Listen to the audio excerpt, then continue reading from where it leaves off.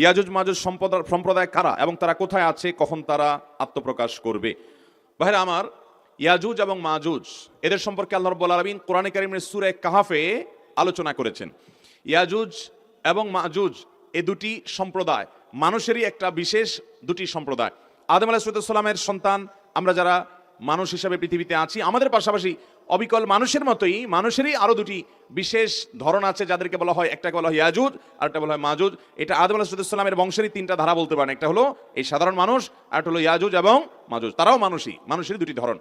এই ইয়াজুজ মাজুজ তাদের সংখ্যা সাধারণ মানুষের তুলনায় অনেক বেশি, এবং এই মানুষগুলো ইয়াজুজ মাজুজ তারা সাধারণ মানুষের উপরে জুলুম নিপীড়ন, তাদের অনেক শক্তি সামর্থ্য আছে, তারা যা খুশি তা করার মতো ওইরকম দৈহিক শক্তি আল্লাহ তাদেরকে দিয়ে রেখেছেন।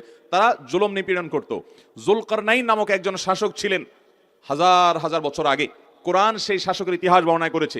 জুলকারনাইন শাসককে লোকজন মানুষেরা বলেছে যে ইয়াজুজ মাজুজ সম্প্রদায়রা আমাদের উপরে জুলুম অবিচার করে এবং ফিতনা ফাসাদ করে জমিনে, তাদেরকে কোনোভাবে নিয়ন্ত্রণ করা যায় না, সব তারা গ্রাস করে ফেলে সম্পদ। তাদের এই অবিচার থেকে, ফাসাদ থেকে আমাদের বাঁচাবার জন্য কোনো উদ্যোগ গ্রহণ করেন। তখন তাদেরকে কোনো একটা এলাকায়, সম্ভবত কোনো একটা পাহাড়ি এলাকায় তারা থাকতো, দিনের বেলায় এসে জুলুম করতো। তারা যখন তাদের এলাকায় প্রবেশ করেছে, মানুষের সমাজে যেন আসতে না পারে, সাধারণ মানুষের সমাজে, তখন বিশাল বড় প্রাচীর নির্মাণ করেছেন, সম্ভবত পিতল দিয়ে, এই জুলকারনাইন বাদশা, এবং তার অপর প্রান্তে তারা আটকে গেছে, আর আসতে পারে না। কিয়ামতের আগে তারা সেই প্রাচীর ডিঙ্গিয়ে তারা আসবে। প্রতিদিনই তারা প্রাচীর ডিঙ্গানোর চেষ্টা করে, কিন্তু আল্লাহ তাআলার বিশেষ আল্লাহ নির্দেশের কারণে তারা সেটি অতিক্রম করতে পারে না। ইমাম মাহদি দুনিয়াতে তার আত্মপ্রকাশ হওয়ার পর, দাজ্জালের আগমনের পর, এবং ঈসা আলাইহিস সালামের দুনিয়াতে নাজিল হওয়ার পর 4 নম্বরের কিয়ামতের বড় আলামত, একেবারে কিয়ামতের খুব কাছাকাছি সময় ইয়াজুজ মাজুজের আবির্ভাব হবে। তারা আবারও দুনিয়াতে তাদের সেই স্বরূপে আবর্তিত হবে। যখন তারা এরকম অবস্থা করবে, আল্লাহ রাব্বুল আলামিনের কাছে সাধারণ মানুষ দোয়া করবে। আল্লাহ নবী ঈসা আলাইহিস সালাম যিনি তখন আসবেন, তিনি দোয়া করবেন।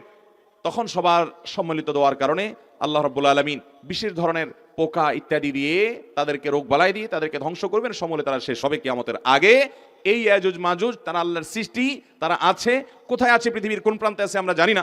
কেউ হয়তো বলবেন যে আজকে পৃথিবীতে স্যাটেলাইটের মাধ্যমে গোটা পৃথিবীর চতুর্পাশে, মাটির নিচে কোথায় কি আছে সব বের করা গেছে, তাহলে ইয়াজুজ মাজুজ সম্পর্কে তারা কোনো কিছু বের করতে পারে না, এটা সত্য হয় কিভাবে? মনে রাখবেন, পৃথিবীতে বিজ্ঞানের বহু আবিষ্কার কোরআন নাজিলের শত শত হাজার হাজার বছর পর কোরআনের অনেক কথাকে প্রমাণ করেছে।